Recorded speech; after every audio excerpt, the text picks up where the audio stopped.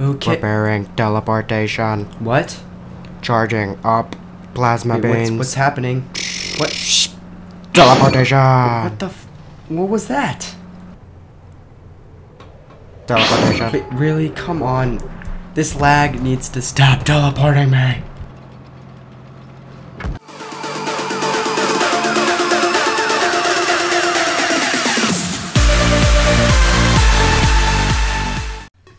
Hey guys, Timster here with another video, and today we're going to be doing a review and showing some gameplay of the SU-122-44.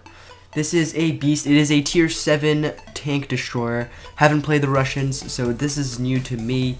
Today we're basically going to give a quick review of the important stats, and then of course we're going to get into some gameplay. Hope you guys enjoy.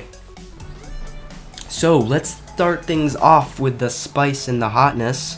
We're gonna start off with its tier 8 gun, the 122mm D25S. Now I was expecting a lot of alpha damage from this, but unfortunately it's only at a 400 alpha damage. The SU-152 gets around 500, it definitely gets more. This definitely disappointed me because it's a tank destroyer, but in the end it does get a higher alpha damage than most tier 7s, so that is one thing to keep in mind. Unfortunately, the only good thing about the gun is the actual alpha damage. The accuracy on this thing is terrible. It's at 0.41 dispersion, and the penetration is also pretty bad. For AP, it's only got 175mm of penetration, which means that in those tier 9 and tier 8 battles, you're definitely going to have to pull out that 217mm of APCR penetration. As for the rounds per minute, it has 5.83 rounds per minute. Nothing to really say about that. That's pretty average. But now moving on to the mobility, which did surprise me, because this thing only gets a tier 6 V44 engine, which only has 500 horsepower, even though this thing goes about 45 kilometers per hour. Not only that, but it also has a 35 degrees per second traverse speed. So I mean, when you see that that medium and it's like, oh, here's another Russian tank destroyer, let's just you know, do the old go around and just rape it. Well, in this case you're going to end up surprising that medium because you can turn and maneuver, so that's definitely one of the good things about this tank. But now let's move on to more important things, like the armor. So this thing has 90mm on the front, 75mm on the side, and 45 on the rear. This tank's armor is kind of controversial because it is very flat and it is 90mm on the whole surface. So against those lower tier 5s and tier 6s, it's going to be extremely effective, but you need to be in a tier 7 match. As soon as you're in a tier 8, tier 9 battle, that armor is basically going to be useless. One of the things I do recommend for this tank is actually camping. I mean, it is a tank destroyer, but certain tank destroyers don't actually require camping, like the ET-15A and the E-25, but this one does. You definitely want to stay in the back as long as possible, doing some effective damage from the back, because otherwise you are going to be obliterated. The only case I would really move up front with this tank is either if you're flanking or if you're in a top tier match. But with that, let's get into the gameplay and show how to completely obliterate your enemies. So we have entered a tier 7 battle.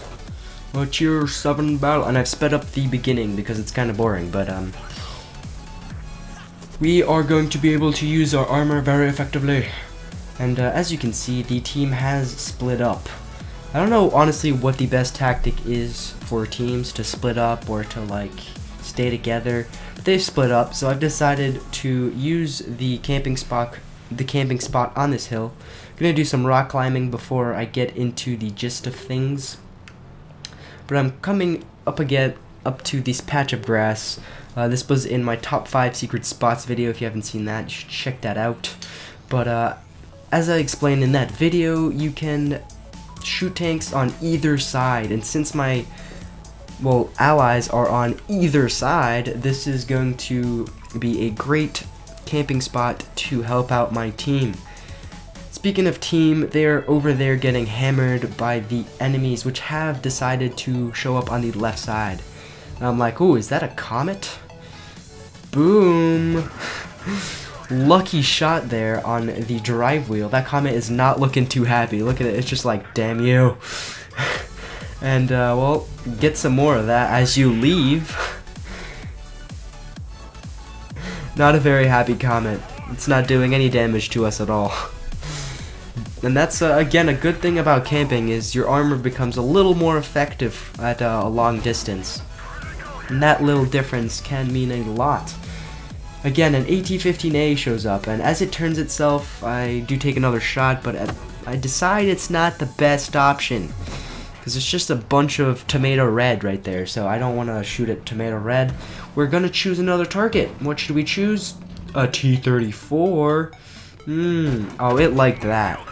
And instead of, well, moving or fixing its tracks, well, it kind of just stays there. So, yeah, we get to finish that thing off. Now I'm kind of getting overwhelmed by the firepower of mostly the AT-15A. So I've decided to back off and get stuck on a rock, because that's another thing I like to do in my free time while playing this game. I like to get stuck on rocks. Speaking of getting stuck on rocks, we're going to attempt to rock climb to get back to our original spot, and drumroll please, we're gonna get stuck on a rock. Yay. And I'm now gonna do the smart thing, the thing I should have done, and just shoot them from behind here. And let's just get some revenge, please, on this comet. Boom, right in the butt. And as we reload, we're preparing to shoot this tiger. Gonna give it to him in the butt as well, because hey, it's not rape if you like it. That wasn't called for. And for the remainder of the game, we're kind of be looking at the beautiful name and HP of the AT-15A go down. And attempt to do more rock climbing, of course, because that's one of my favorite activities in the game. We don't really have a clear shot on it, so unless for now, but he gets finished off, so yep. Very nice example of the support fire this tank can do. We did a total of 2,149 damage. Not sure if I did any assistance damage or my friends did some damage while I spotted other tanks, but I did get a second mastery badge, so I mean we did do something. We got 3 tanks destroyed, and that was a pretty good match. So the second battle is going to be on Fort Despair. And we're going to be trying out a new strategy. This time we're going to be kind of rushing and kind of flanking the enemy more than staying in the back and camping, because this map doesn't really have any good like camping spots. It's a very tight and small map, so I decided to rush. We're going on the right side. My team is following me. We're kind of together, not really, but kind of, so that's what counts. The kind of counts. And we spot a Cromwell right off the bat. So we're gonna take a juicy shot at that Cromwell. We love making the British mediums mad. That's just what we do. And we're not getting penetrated by any tanks, so that's good. The Cromwell actually tries to flank there, but he doesn't realize that I have a whole team to back me up. And there's a T-25, which is showing way too much side. I do realize he was trying to pop in and out, but I mean, like, you're showing way too much side. You should not be. There's definitely a way to do that more effectively. There's a J Panther. Now I'm kind of derping and riding onto like rocks again. And this T-25 gets another shot, but it can't penetrate us. And you'll notice that right now it is waiting for us to shoot. It's not popping out. It's smart. Unlike the Panzer IV, which is just randomly there. And we get a nice shot on him. More on that Panzer IV later. As for now, we're doing alright on this side. It's 2 versus 1. Now it's 2 versus 2 because we finished the T-25 with an ammo rack. Good stuff. That's always nice to see. And we're gonna come around this corner in the big group of tanks we are. This Panzer IV is popping up on 220 health, which he shouldn't. I miss, and what does he do? Well, none other than pop back out. So we finished that guy off. And now we're going around the corner. There's a Hellcat, which is burning to... Oh, he's dead. Okay. And there's a J Panther, which did not calculate the gun depression, the terrible gun... Actually, J Panthers have good gun depression, but he didn't really get that. And, yep, he's dead. So that's some good stuff. Some good stuff.